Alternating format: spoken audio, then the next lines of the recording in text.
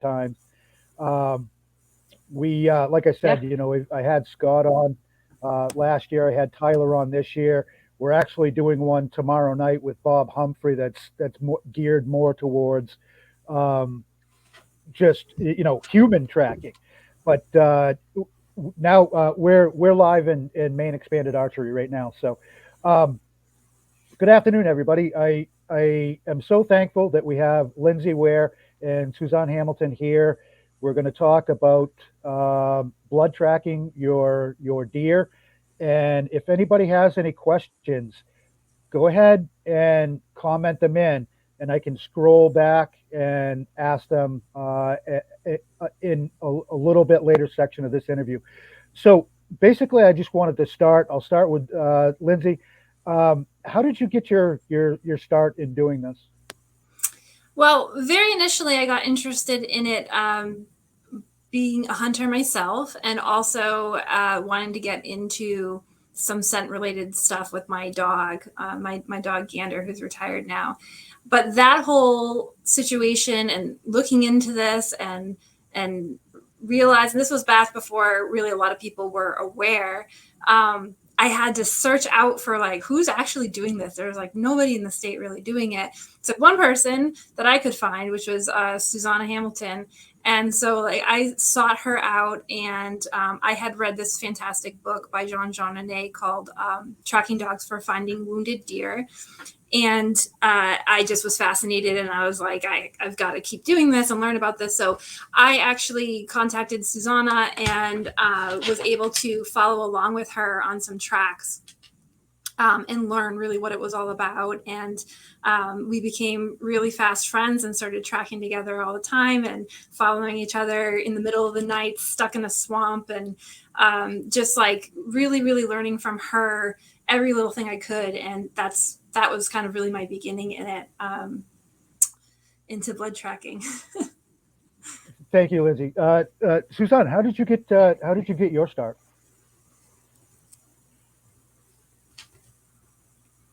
I knew about these dogs that I have from my forest uncle in Europe. These dogs are bred in Europe for the Forestry Service, and I've always been a part of wildlife. I grew up on game, and then I had a gap when I came here. I finally got one of these dogs, and my dog got me into it. My dog needed to do what he loved to do, and I got in contact with the people that wrote the book. Lindsay was mentioning, and was tracking in New York, was tracking in Vermont, and it was very slow going in the beginning here in the state.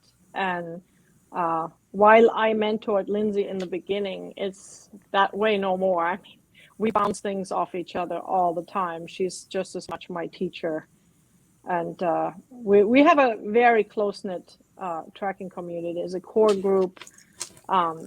Of us that's been doing this for a very long time. Joanne Greer in Arisic has tracked for 15 years. She was in New Hampshire. We were lucky. She moved to Maine a few years back, and so we're really lucky to have her here because she's another super experienced tracker. Scott Clance, Paul House, those were sort of, this is our core group, and we have mentored since many other trackers.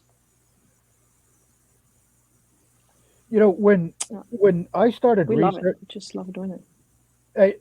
and well, that's evident because anytime somebody posts up that they're looking for a tracking dog, it's usually just a very short period of time, and we get another post, deer recovered. You guys are outstanding at what you do, and when somebody calls, you guys just jump right on it and go. When when I first started researching this a few years ago, I was really surprised that there are states still, and I believe there's seven of them still, that do not Eight. allow tracking dogs. It's true, and I'm actually a president of an organization. It's a nationwide organization called United Blood Trackers, and when we started the organization 15 years ago, we were only 17 legal states. We are now 48, and that's been really, we've been helping many states with legislature and even finances and how to go about it. And it's been very rewarding. Of course, my goal as president is to get all 50 states legalized. I don't know if that'll ever happen. In Europe, I don't know if you have a sports event in the United States, you have to have a medic on call. In Europe, if you have an organized hunt, you must have tracking dogs on call. I cannot for the life of me understand why that's not, in every state. That's crazy. Yeah. Well, Actually. yeah, true. Thank you for that work that you do, because like I said, when I was researching that, I was kind of blown away that there were so many states at that time that didn't allow tracking dogs. And we see during hunting season on a daily basis how valuable your dogs and your service is. So kudos to you. Thank you so much. And here's fingers crossed that within the next year or so, we can get all 50 states on board. Um, one of the things that I'm going to jump right to quickly before I forget is the fact that you, as licensed tracking dogs, have the ability to dispatch an animal if you come across one. Correct? That's correct. Yeah, and not Yes, every state absolutely. that has tracking legalized allows that. So in that regards, I think we have some of the best humane, tracking laws out there, because we do have that ability. We can have the hunter dispatch the animal if it's during legal hunting hours, if they're using the legal tool of the season. So if it's archery, they would have to use their archery equipment. We are able to use firearms during any legal season, and we can do it at night and on Sundays as well. So just that's just in the best interest of the animals, for sure. So we're really grateful that we have that in our tracking laws in Maine.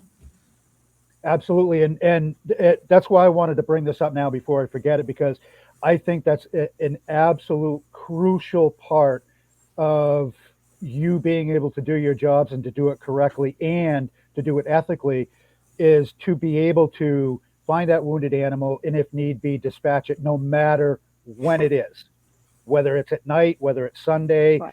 And most hunters are not aware that you are allowed to do that. Huh. We have, we all do have to abide by, city ordinances, town ordinances. And we know a lot of people, police chiefs, and we can call and say, if we're in a situation, is it okay? And they will, a lot of times, the ones that know us say, look, we know how you do this, so go ahead. Yeah, that's a really good point, Susanne. It's being this is the main expanded page, is that typically we don't use our firearms in expanded zones because it's a state tracking license that gives us our rules, but we also have to abide by any city ordinances. But there are also times where the city has given us permission in certain circumstances if we're far enough away from houses. Yeah, and it's part of the whole licensing process that we'll get to later. The people that know us are fully aware. If we don't go shoot into the woods after some deer that we see, that it's really the ones we dispatch. We generally dispatch at less than 10 feet distance. They're there, they're ready to, they're ready, they've given up. And it's all done very safely. Outstanding. Outstanding. So we still cannot be 100 yards near a house. And right. Lindsay, I'll start. I'll start with you as far as when a hunter feels that they're losing the track and they've had to back out a couple of times, they've had to restart, and they're at that point where they may need some additional help. What is one of the things that you recommend to do first and foremost? Well, a really good thing to do is actually to call us as soon as possible, because depending on the situation, I mean, we can give advice right then and there about a lot of things. If they're still out there, we have like the standard advice of making sure you're marking everything as you're going. So this is even before you kind of realize you're in trouble. Make sure you're marking your sign, your blood, any evidence that you're coming across. But we are so happy to talk to people right after the shot if they're starting to have trouble, because a lot of what we do, it's not just, I think sometimes people have never seen us work before. It's just like, oh, it's just like basically someone comes out, we're basically renting a dog, but when you have a tracker come out, it's nothing like that. It's like we are helping strategize and assess. And so we can help you with, should you back out for a little while? That sort of thing. We can help determine what is possibly going on based on all the evidence and come up with a strategy for, having us come out and help. Should we run out there right away? Should we wait several hours? We can help you assess that. We're going to talk a little bit about assessment later, but so that's a lot of it. And the other thing is just, it helps us plan if folks can call us as soon as they think that they might need us, because we want to help as many people as possible. And if you're only calling like 18 hours later after you've exhausted all your effort, we might have had something that we had planned to do, or we might already be booked up with a bunch of calls. And if we can get everybody on our radar that might need help as soon as possible, then that's going to help us help as many people as possible, but also have the perfect timing, or the best timing as we can for each different type of hit. Yep. And Suzanne, I know that you, in a case like Lindsay just said, if we may have something going on, we may have other tracks listed. You like you said, you're such a close knit network that you can actually pass that off to someone who may be closer, someone who we do that all the time. Yep. Yesterday I had an event in southern Maine, so Lindsay covered my area.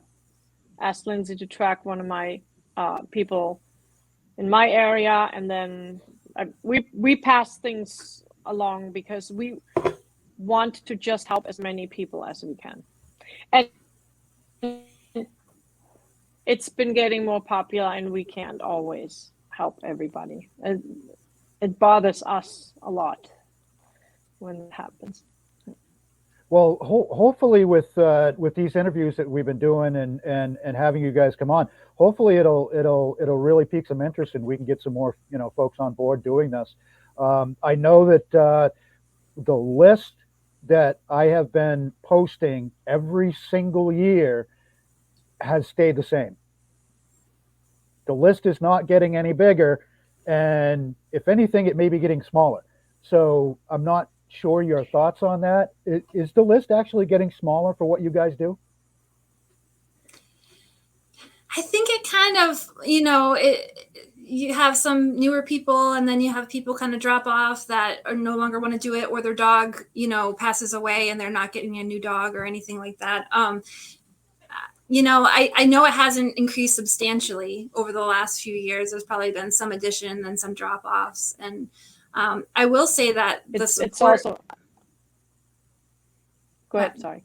Oh, the support from the state has been really nice with actually getting the tracker list on the IFNW website. So we used to kind of do our own devices, like make a little list, like these old lists that we used to do in this little Excel spreadsheet, and then like call everybody who's licensed and try to find out if they want their numbers passed around.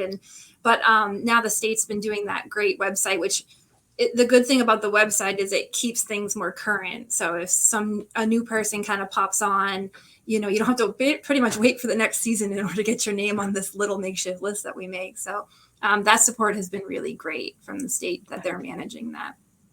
Mm-hmm. Now, Suzanne, you just mentioned that you went down to southern Maine. Now, I know you live in Montville, correct? Yeah. Southern Maine, that's quite a haul for you South to. Montville. You went down to South Portland to track a deer.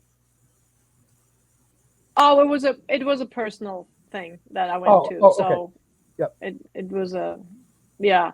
So no, generally we have trackers. We need, I think, if anywhere, we need more trackers in Southern Maine than anywhere right now. Way north, way south, because they're overloaded a lot of the times. But yeah, but that wasn't a tracking thing. I went to south. I went to south of Litchfield yesterday for tracking.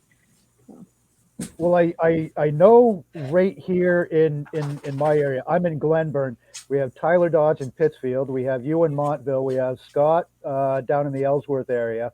I'm not sure where are you out of, Lindsay? I'm the one in the Ellsworth area. Scott's over in Mechanic Falls. Oh, okay. Oh, Yeah. okay. He's more in Southern Maine. No, it's fine. So, that's great because. And Ryan Cody has a young dog too. Yeah. And where is he out of? Ryan Cody and Fairfield also is young. I think Fairfield, Waterville area. Yeah. We have so that he's been a great addition. His dog. We have a comment. It just says Facebook user. It doesn't give a name.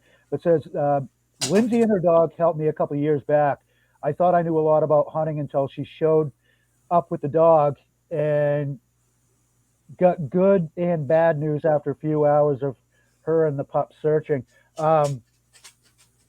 Didn't state an outcome, but I guess this gentleman or lady, I'm not sure, just says Facebook user, but it sounds like that you really talk a lot about sign, what to do, how things look, what to look for, and it looks like this commenter was commenting on that.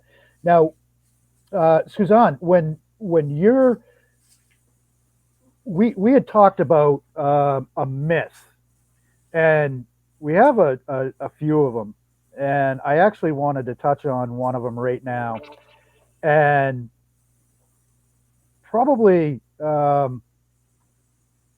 you don't need a tracking license if you don't charge or if you only track for yourself or your family. That is false. Sorry, it's like I had to think for a moment. Yes, you actually have to be licensed. So there's no such exceptions in the tracking regulations. You need a tracking license in any situations in which you are tracking wounded large game with a dog. So there are several reasons for that. For one, in order to get licensed, you have to take a test that is like a mini guide test. Unless you're already a Maine registered guide, then you can obtain a tracking license easier. And the reason is you actually have to learn a few things about being in the woods. The other thing is there are situations. For one, we want to protect our tracking laws in the state of Maine. We don't want people to go rogue or run their dog loose, or that can all be a disaster for the dog as well as, can be a problem.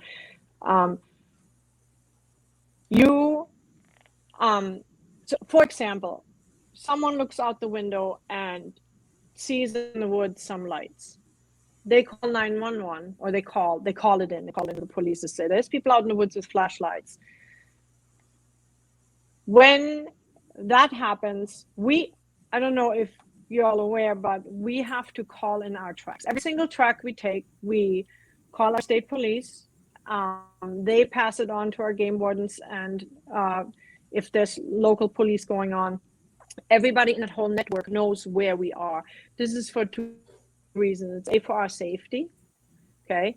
I mean, no one's going to knock on your door unless we're missing, and someone would knock on your door. So it's a safety net for us. And the other thing is that if someone calls in in our situation, then they will say, oh, yes, ma'am, we have a licensed tracker in that area. Don't worry, it's all okay.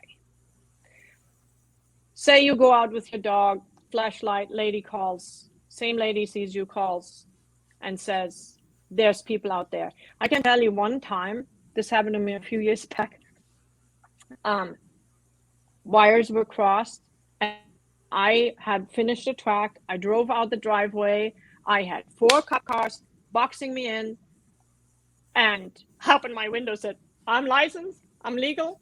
I called it in, and it was all okay because I had. Yep. Now, I think people that hear that may want to think twice about just taking their dog out at night, flashlights, not a good idea. Just because of that, because it's actually illegal. The other thing is that you take a dog out that is not experienced, they move all over the place, and the next thing you call us up and say, I took my pooch out, couldn't find it, could you come out and track it? And generally the answer is no. Yep. Because it's so much more work for our dogs.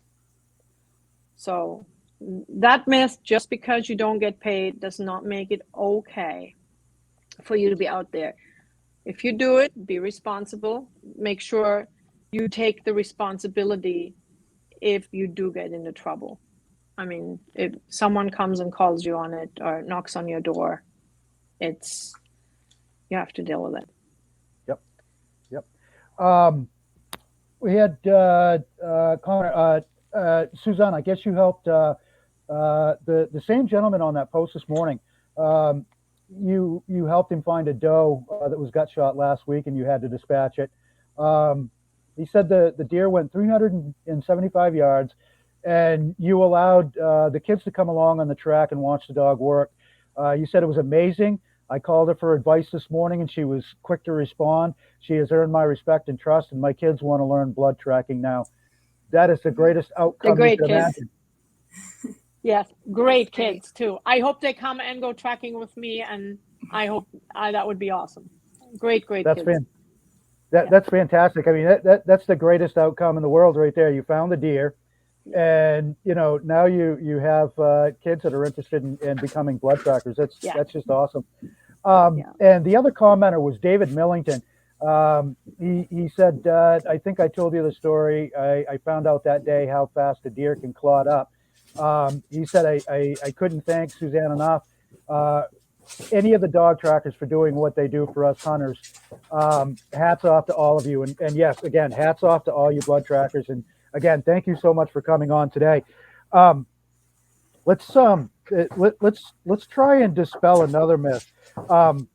Lindsay, you can tell what kind of hit it is if the deer is going to die just by someone posting a photo of blood or an arrow on Facebook. So that's definitely a myth that we see a lot on social media. And the reason for this is because assessment is a big part of what we do. And assessment is more than just looking at a picture of some evidence. Now, I guess a caveat would be, okay, if someone posts a picture of like a lot of gut material or a piece of a small intestine or something like that, okay, you could be safe to say that deer is not going to survive that. But my point here is that with pictures, it can be a little bit deceiving. The colors can look a little different on a photo with the different lightings, and it's just a small piece of the puzzle. It's probably like 1 or 2 spots of blood on a blood track. And you see this sometimes where people are reaching out for help, and then people are giving them all sorts of feedback like, oh yeah, I think it's this or I think it's that. And assessment of that sort of thing is really a combination of, what's the arrow look like? What did the deer do when it got hit? How high was your tree stand? What was the angle? How was the deer situated? Was it broadside? Was it quartering? There's so much and more and more and more. I could go on and on and on about the sorts of things that we take into consideration when we're trying to figure out what's going on with a deer. And so it's just a bit more complicated than a picture of a certain color of blood or a certain amount of blood. One of the kind of myths that goes along with the, like, oh yeah, I can tell, what's going on with that deer just by a picture, is that is the whole idea of good blood. You see this a lot online and in social media, like, oh, look at this good blood I have, or is this good blood? And again, just people trying to reach out and get help and ask questions. But often in the hunting community, what a hunter might consider good blood is really different than what a tracker would consider good blood. It's going to vary person to person, but generally what I see is that when people say good blood, they mean a large quantity of blood, and often like a bright red, kind of creamy blood. And for us, it's like we don't even really have a standard definition of good blood, because it's never about the quantity of blood, first of all. You can have a lot of blood on a non-mortally hit deer. And in fact, it's quite common. And you can have no blood on a mortally hit deer. So it's not about quantity. It's can be about color, but that gets into the intricacies of it. And our definition is going to be a little different. We want to see organ blood, but yeah. So just kind of like, sometimes there's a lot of situational things, and it can be sometimes tricky online to be kind of generalizing things. Someone puts a picture of a bunch of bright red blood, and someone says, yeah, that, I think it's this. It's more complicated than that when it comes to assessment, for sure. Now, and let's stick with that, Lindsay. And as far as assessment goes, when someone calls you and say, hey, I think I might need some help, how are you going to assess that call, and whether or not you need to come then, a few hours later, or maybe even the next morning? The primary way is asking a ton of questions. And I also don't mean to knock photo evidence. Like, if you have photo evidence of some of the evidence that you saw, particularly at your hit site, or what your arrow looks like, absolutely, like, send those along. That's fantastic. But we're going to try to get as much information to get all the pieces of the puzzle. So we're primarily going to do that with lots and lots of questions. We're going to ask some of the things I just mentioned about, angle and tree stand height, and what evidence you've seen so far. If you've tracked it already for a while, how far was that? What did you see along the track? Did it lay down? Did it stand and drip? Those are all the things that are going to try to give us clues. And sometimes an assessment interview gives us lots of clues, and sometimes we go on what we would consider a mystery call, where there's really not a lot of evidence, and we as trackers are still not sure, despite the fact that all the practice we get about assessing this information, we're not always going to know. So sometimes, you just go out and you do the best you can with deciding when to start tracking.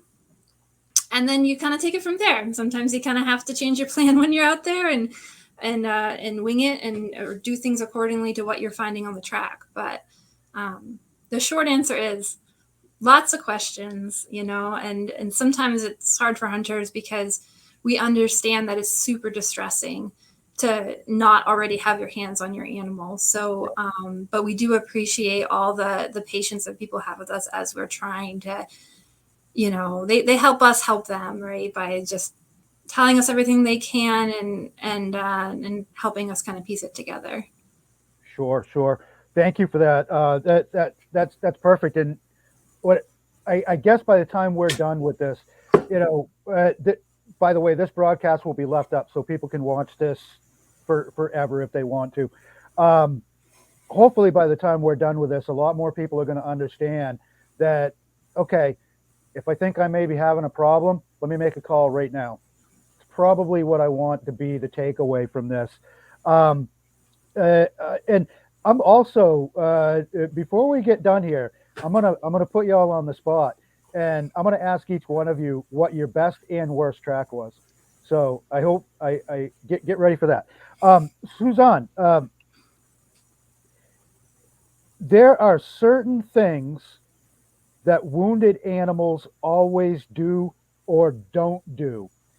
Like they never go uphill, or like they'll always go to water. True Yes. or not? The only thing that is for certain in this whole tracking hunting business is that deer are going to do whatever they're going to do. And there is absolutely no just one way. That would make it just way too simple. The idea that deer always go to water and always downhill and to water, it's we find a small percentage of our deer in water. Sometimes a gutted deer will start having a fever, and they will try to cool themselves down, but that's more in a situation where maybe it got pushed, and because if left to its own device, it will actually sit within 200 yards and just stay put and eventually expire. We start pushing them, and they're suffering, and they have a fever, and then it's possible. I have tracked a buck out of a blueberry field straight up a mountain, and I didn't actually think my dog was right at first because there was no blood. And as we're crawling up a mountain on all fours, following the dog and sweating, and 400 yards later, there's this buck on this plateau, and he had watched us clamber up this mountain. He'd watched us the entire time. We ended up getting him. He got up. We were able to dispatch him, but he had hoped that we wouldn't go that route. And so really they do what they're going to do. And in the end, we'll know what they do after the dogs tell us where they went.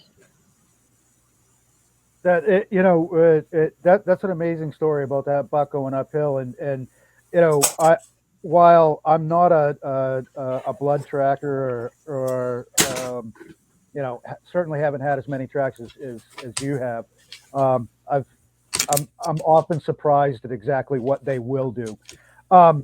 Lindsay, this one right here is something that I've actually been working on the past probably week or so. There is a myth, and whether it's true or not, we're going to find out. There is more deer wounding now than there used to be. I can tell because people are always on Facebook asking for a tracking dog. Yeah, so this has been increasingly common that we'll hear this comment, right? Like, why is there so much more wounding now? Everyone's always, online asking for assistance. And what this is reflecting of is the culture surrounding the discussion about wounding large game animals. It is not a reflection of an increase in the actual amount of wounding. It's really changed, I think, to what it used to be as far as how we discuss and share with others about our experiences with hitting an animal and not being able to find it.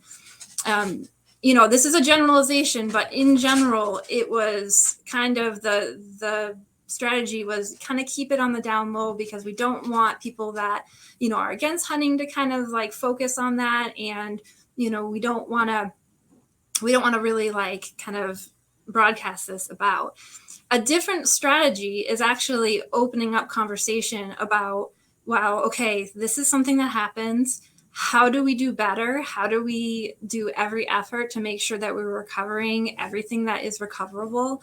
And instead of maybe not talking about it so much, how do we educate people to maybe prevent it, or just do the best practices after the shot?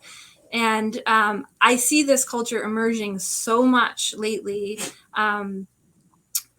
Again, this is a generalization, but I find that a lot of the younger generations of hunters are, they've grown up with social media, and like this is how they reach out for help, right? So if they are having a problem, like they can't find their deer, that's just what they're going to do. They're going to reach out for help and information online and for the support of the community. So the general consensus is that there is not an increase in wounding rates. It's just that you hear about it more because, number one, trackers are so much more part of the mainstream hunting community now.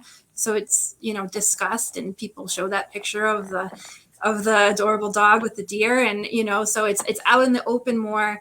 A lot of hunters now are way more open to talking about this and asking for help about it. And so that's really what we see as trackers as the reason why some people think that there's more wounding.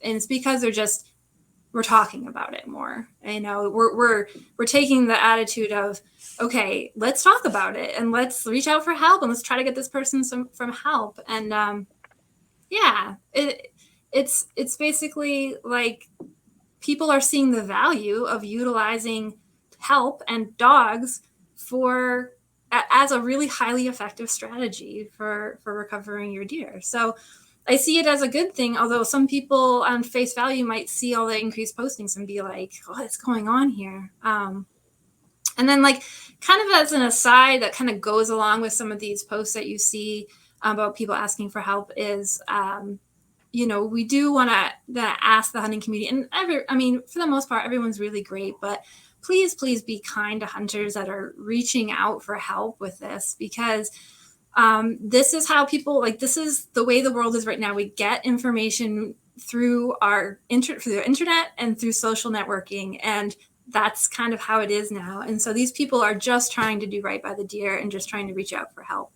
And this is how they do it. So yeah, we do ask, like, you know, please be easy on folks that are, you know, they're in distress. It's a very upsetting thing, and they want help.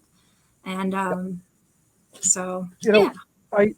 I absolutely agree with everything that you said, and I'm glad that you touched on the social media aspect. That back in my day, or even in, you know, my kids' day, when I was teaching my kids, social media wasn't there, so we actually learned from our family unit, you know, and we only discussed hunting with our family unit, or, you know, a handful of friends. We never had this sounding board of thousands of people all at once being able to, you know, share advice and help teach. But and again, social media can both be both good and bad.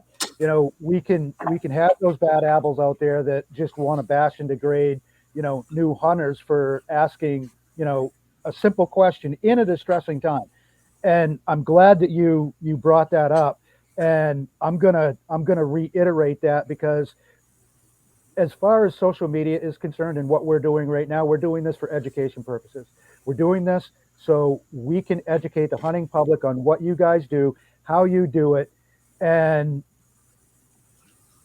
there, to me, is just absolutely no room in today's hunting for this bashing and degrading and belittling of the new hunters that we see. When you touched on it, Lindsay, this is their way to find out, their way to ask for help.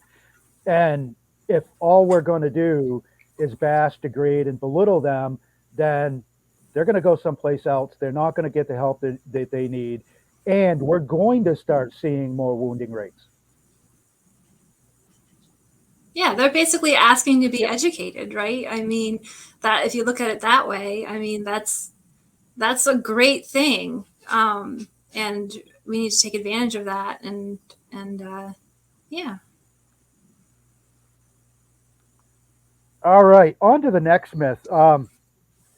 Suzanne, you should always wait 30 minutes to track an animal after hitting it.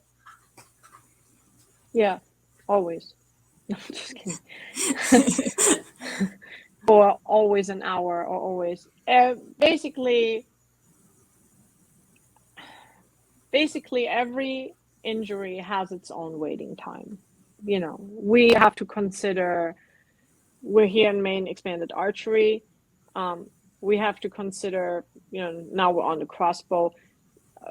During gun season, we have to consider caliber. Say, when I have a gut hit deer, again, considering the angle, if there's possibility of liver involved, maybe I can go out. Maybe we should go out, maybe try it for 5 hours. If it's fairly low, you're probably better waiting 8 to 12 hours, just like a very small caliber rifle during like youth day. When it gets into rifle season, you have a 30-06, you have the same gut shot that you have with the archery. Maybe instead of 8 to 12, 4 to 6 is appropriate waiting time. You have a leg hit, by gosh, get on it as soon as you can. One lung get on it, run after it. That's your only chance you might see it again. Dispatch it at times because it's still slow. It's still a little discombat, and that may be a chance to catch up with it.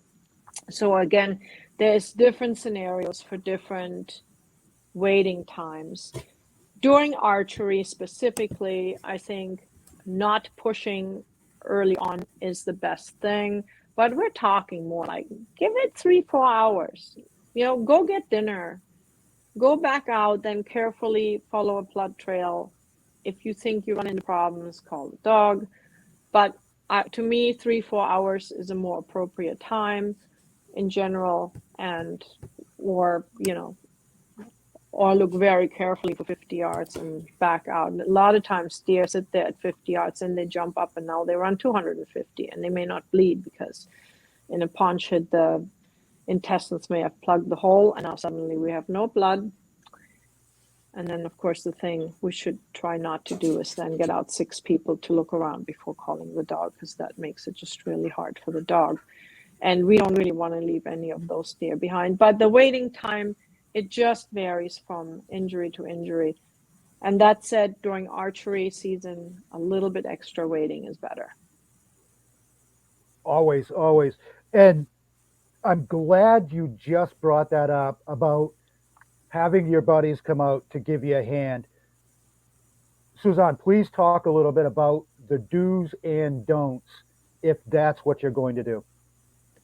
So I don't ever mind anybody looking and inching their way forward and doing small turns and circles, like keep a friend at the last blood, work your way forward, check it. And then we come out and people say, oh my God, the dog just did that in 3 minutes, took us 2.5 hours, the same distance. So we can do it with a lot better time period. But if no one's available, this is the way to do it, to just keep someone on blood, to look carefully. When you start spreading out and walking in circles, if you think of it as a clean slate, like a clean paper, and your feet touch particles, and so often we didn't step in blood, we don't want to step in, but you do. There's particles you don't see that stick to your feet.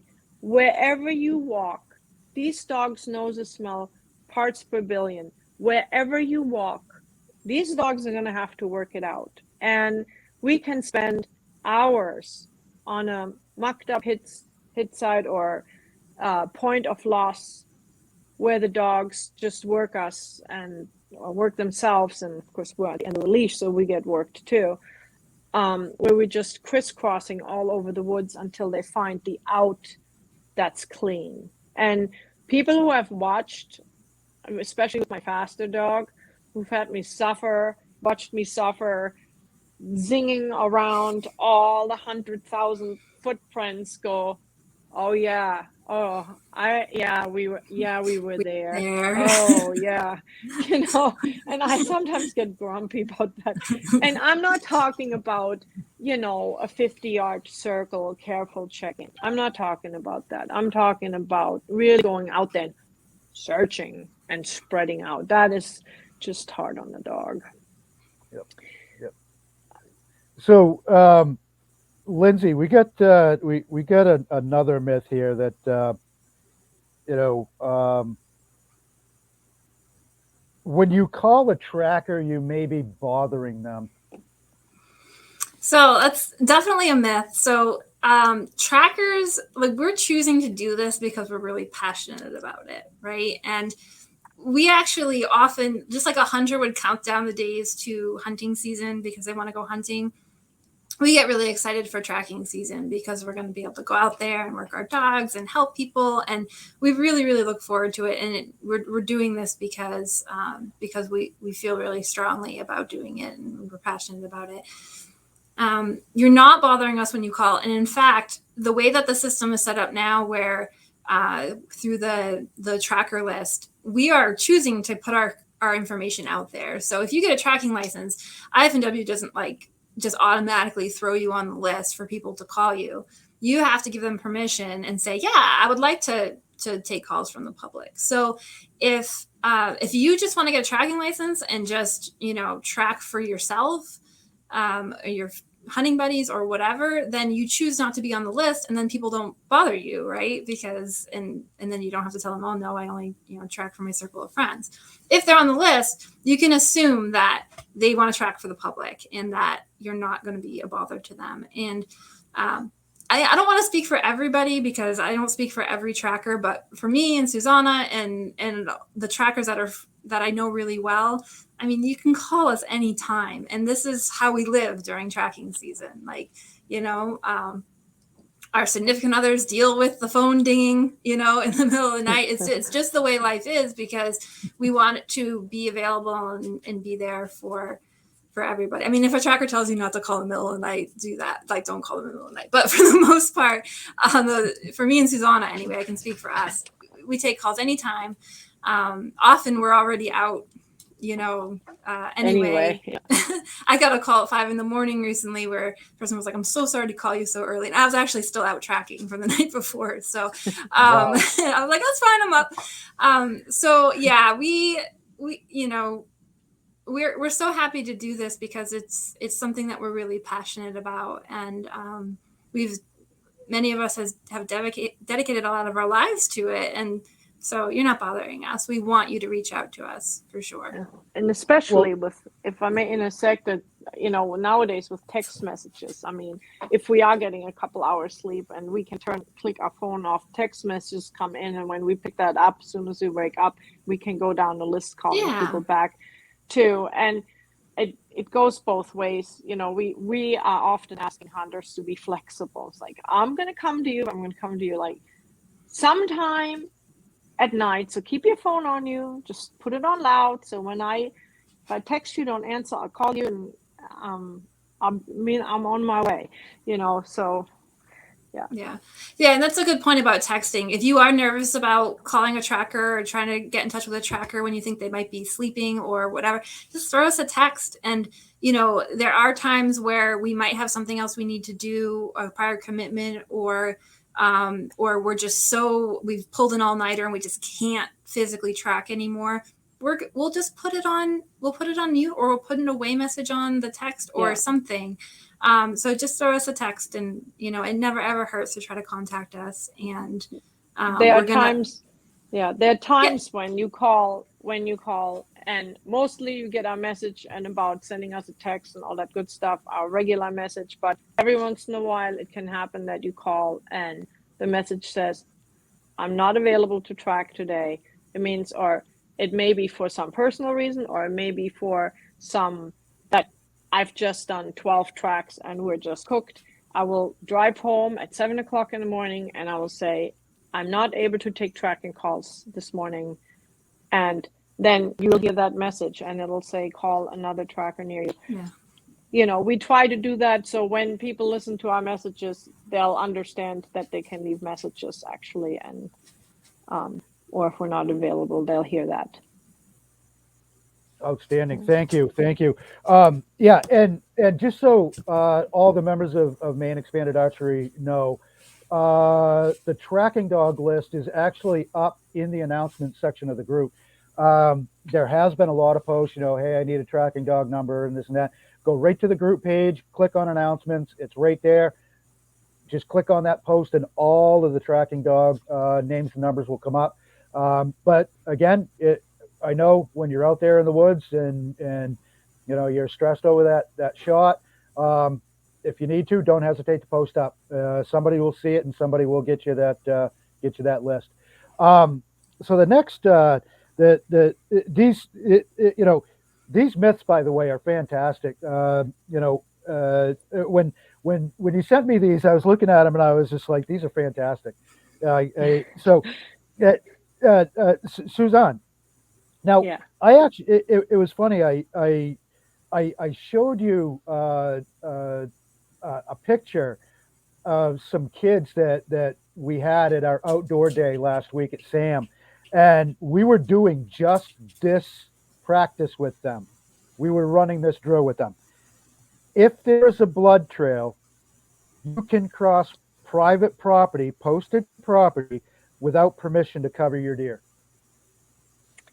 That is false. This is a very simple answer. We have to be so respectful to our landowners. And I, every once in a while it happens that someone refuses access, but it's very rare for us here in the mid coast. I know there's been some problems at times southern Maine with that, but in general, we've had people that were adamant anti-hunters, and my hunters would knock on their door and ask, and they were sent away, and I would walk in and say, ma'am, sir, I'm a licensed tracker. I'm merely here because there's an animal that might be suffering. And I explain it to them from maybe a little bit more their point of view rather than from a hunter point of view. And sometimes it's okay, and they let us go through. And it's been, there's another reason why it's sometimes good to work with someone maybe that didn't do the initial hits.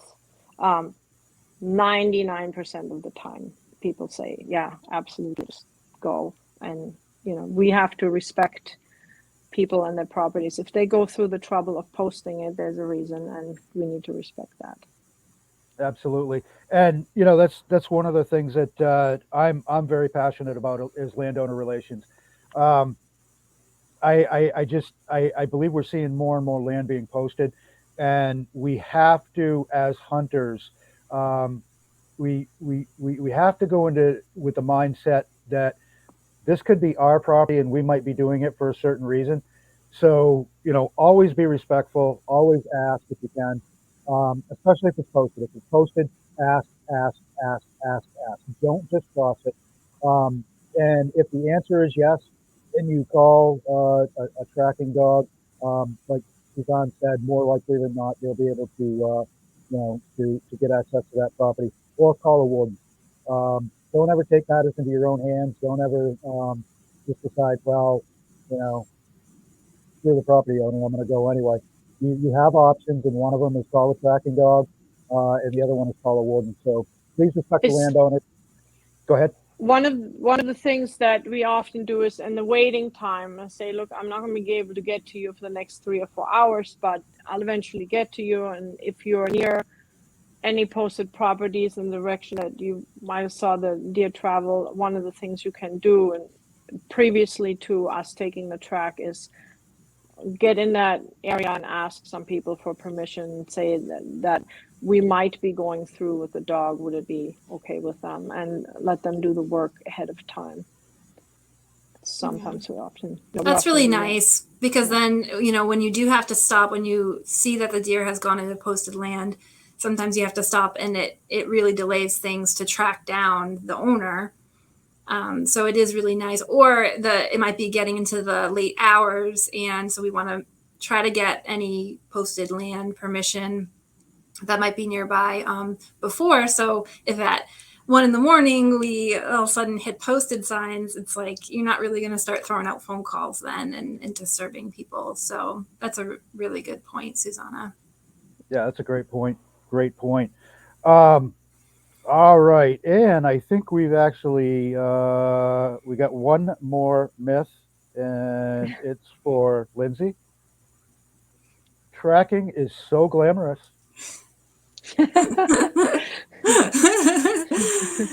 Yeah, it's glamorous. You just follow the dog right in and just, find a deer every single day, and it's great. So a lot of what we do is, it's not just all about like running in and finding deer after deer after deer.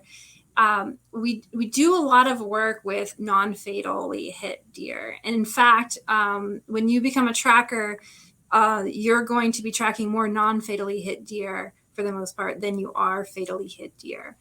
And it's really important to remember that that's important, right? Because often the dogs can follow a non-fatally hit deer a lot longer than you can follow one by visually tracking it by eye. And that is important information for the hunter. And it's still going to be disappointing. It's not like it makes it all better to say, okay, this deer has just got a flesh wound and going to be okay, because it's still heartbreaking for the hunter. But it is substantially better than just not knowing if that deer is alive or dead and might be just crumpled under a bush, 10 yards away, and you're not seeing it and you're walking by it.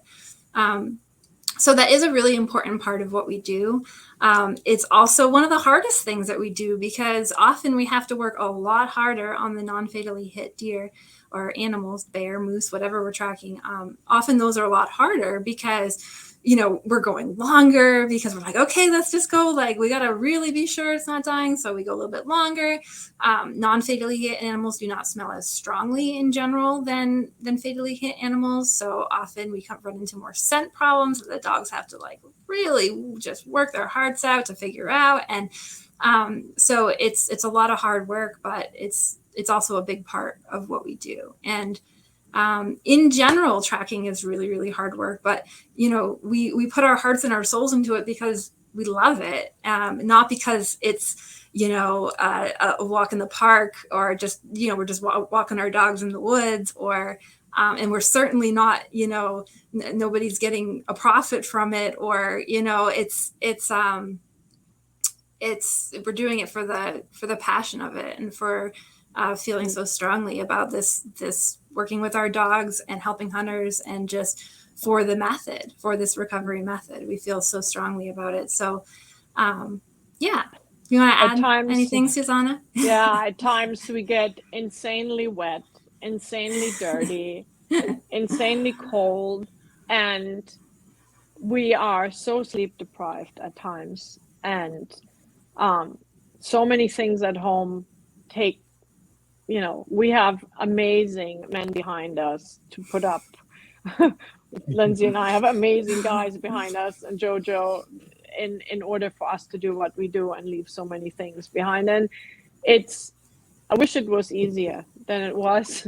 Well, actually, maybe I don't, because I think it's part of the addiction. As it's part of what makes it rewarding. It makes it rewarding when we do get them and we can help people. And I just want to put out there again, I know we're almost finished, that we have made so many friends over our times as trackers, so many wonderful friends and relationships that we wouldn't have had if we hadn't been doing this. And we respect and support our hunters. They're good at what they're doing, and the newcomers are getting help. And just to understand that when you're good at one thing doesn't mean necessarily you're really good at another. And when you're really good at hunting, you're not always good at how to lose them. And that is all we do. We do that part. And so, and we look forward to, for a long time, to be out there, and hopefully with new people supporting and coming in. We really love our hunting community very much. Well, I go ahead. I just want to add really quick to this whole discussion about like what tracking is really all about. And if someone's interested in tracking, aside from reading the book and doing all the standard stuff, we really encourage people to find a tracking mentor and to go along and see what this is really all about, because that's really the best way to learn is to really tag along and see. And it's not a burden for people that like to mentor and have people along with them. It's like it's another person to help spot for blood and hold their dog when they need to dispatch an animal and things like that. Like they're helpful as well, and in return they're learning, and it's really the best way to kind of see what's out there. There's so many highs and lows, and we're talking about like what makes it rewarding is like it's going through the tough stuff to have that rewarding piece, whether it be giving confirmation to the hunter or recovering that animal. And it's great for people that are interested in tracking to see that, to kind of see all the crazy ups and downs and situations. So, and we see new situations all the time. Like every track, we're learning things. Yeah. So, and I don't know if we have time for the best or worst, but no, go ahead. Go ahead. Do you have time for the best or worst? That's up to you. I have all the time in the world. but first I do want to say that, you know, it, whether or not you think it's glamorous, and it kind of sounds like you do, um, I can tell you this. I've been doing this for a long, long time. And everybody I talk to that's had any experience with a tracker and their dog is in absolute awe of what you guys do. So you guys are rock stars. So just wanted to throw that out Well, there. thanks. This is why, thank you so much. And we hear this sometimes. This is why we wanted to let people know, and it's actually not, it's not glamorous, but we do make great friends. Well, like I said, we yeah, it's a lot of hard work, and we wouldn't miss a single season. I mean, All right. I wouldn't So miss it for nothing. why don't I do this? I'll start with Suzanne and I'll ask what is your best track, and then I'll go to Lindsay and ask what was your worst track. Okay. Yes, I think I know which one Lindsay's worst track is, so I will start with You my know it. best track. So, I've had so many great tracks, but there's one that will always stick out to me, forever and all days. And it happened with some of my local boys on a leg hit. It was a simple leg hit, and it didn't bleed for a long time. In fact, we tracked it for about 800 yards, and we had a huddle, the boys and Lindsay and I. Lindsay was following me at the time. Lindsay was doing a lot of tandem tracking with me at the time. We still do when we can, but at the time, we had a huddle and we discussed, and I said, well, we're going to go a little further. If it doesn't start opening up, bleeding soon, we're probably not going to catch up with it. And lo and behold, we go about 50 more yards and it started bleeding really good. So now we're all getting excited. And we came to an area of a massive swamp. And I was able to take one shot at it. And I'm not sure. It was within 20 yards into the swamp area. It was really thick swamp. And so it jumped a little bit further. Now, Lindsay and I and one of our friends ended up in a very cold 17-degree day, going from swamp cushion, floaty swamp cushion to floaty swamp cushion. It took us probably So 45 cold. minutes. So cold. It took So us probably cold. 45 minutes to get to the swamp river, which the steer had crossed. Took us time to go back out. We fell in the water. We were so cold. We ended up man. driving to a road. We ended up getting changed. We knew we had to go back in. We'd marked the spot. The guys knew there was a camp.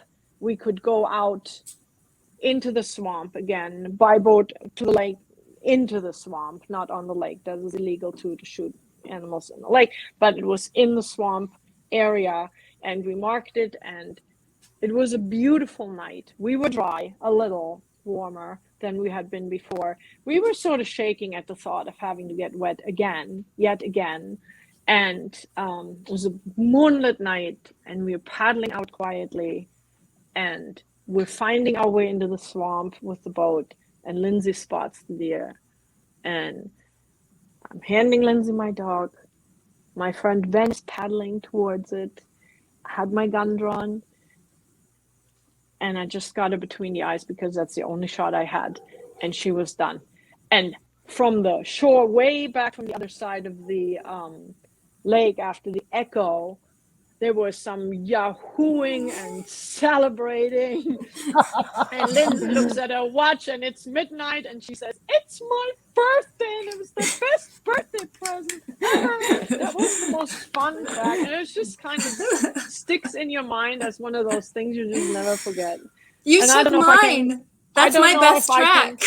That's your best track. I wasn't even tracking my dog, and it was my most Right. fun track. And I don't know if maybe you had to have been there, but it was just magical that night. It was just magical.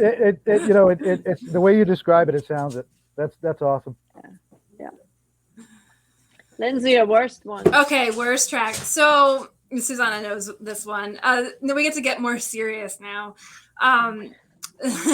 So my worst track involved people being actually very disrespectful and rude to me, which I have to say, like, never happens, right? Very, very, very rare situation. Most people are just so respectful to us hunters. But in this particular case, they were extremely rude and was not listening to anything that I was asking them to do. They had a bunch of people show up and just kind of spread out. And it was kind of like I was supposed to do my thing, but then everyone else was supposed to search around. It was just, it was pretty distressing for me. And so I don't want to like end. We got to do like one more positive thing because we don't want to end on a downer. But I have to say that the reason why it was so upsetting, and I'll never forget it, is that our hunters are usually just so good to us, and we just form all these friendships, and we've met so many great people through this, and form so many great relationships. So, we remember the sorts of things that when there's an exception to that. So I'm not going to go into a ton of detail about the actual track, but I'll just say that it was one where there was a lot of disrespect, and I got really, really hurt feelings about it, and it was pretty distressful. And I had not been tracking super long at that point, so it was pretty, fortunately I'm stubborn as all get out, so it wasn't gonna like ruin my tracking career, but as far as like making me not want to do it anymore. But and I turn into a mama bear. I turn into a mama bear. I get very upset. You're like, get out of there. Called you in tears. Do not track for list. They hurt my Lindsay's feelings. So I thought you were going to talk about where you got rolled over by a moose, actually. Oh, I did get trampled by a moose, but there were so many good things about that track too that I can't say that that's my worst track, because we recovered that moose and I didn't get seriously injured, so that's pretty good. Luckily, could have been killed though. Yeah, no, could have been killed. No, wait a minute. You got the moose that she got rolled. The moose you were tracking. Yeah, so tracking can be a very dangerous thing, and Susanne and I both track a lot of bears, and I do not mean to trivialize bears. Bears can be a very dangerous animal, but in our experience, the most aggressive animal that we track is a moose, because their instincts are really to stand their ground, and especially to go after this canid that is pursuing them, right? So I had a track where it was a mortally wounded moose. He was gut shot. He set up he knew that we were following him, and he set up a nice little ambush trail, bed behind a bush that we couldn't see, and got up, and I had nowhere to go. He was, antlers down. I knew I was going to get hit. She throws herself over her dog, right? Well, he's a little guy. And got rolled by a moose. We had one of our wonderful, wonderful guides in our top list of guides. We have a top list of guides, and he's one of them. And he shot the moose once. He grabbed Lindsay, I think, by the arm, yanked her out from where she was, and shot it again, and then shot it a third time, and it was done. But it was very, very, very scary situation. Yeah, it was very lucky. Wow. You can get really seriously, and even deer. Like our friend Joanne had a dangerous situation with a buck charging. Like, these animals are, they're injured, and they're gonna do whatever they think they need to do, and it can get dicey. But I was really lucky. I got away with some bruises, and that's it, which is pretty amazing. But Wow. yeah, but I can't call that my worst one though, because it's just, I don't know. Well, memories. I'll tell you, memories.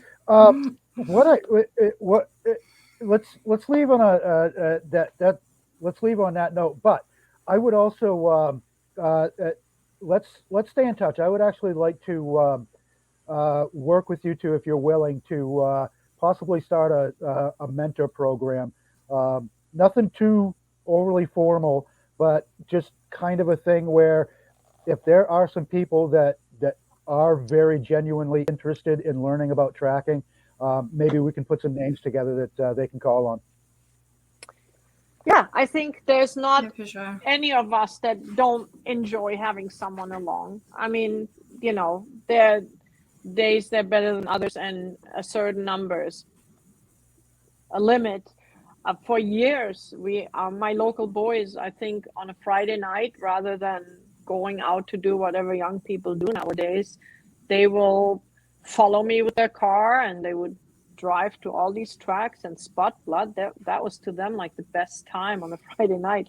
And and I've taken people who wanted to learn, and some people go with me once and I don't hear from them again because it's long hours, and sometimes we have people who come over and over. Lindsay has a friend that loves to come along, doesn't actually want to do it himself, but loves to come along. And people are always welcome to reach out. I had someone reach out today to say they'd like to learn. I said, well, the best advice I can give you is come along. You learn so much.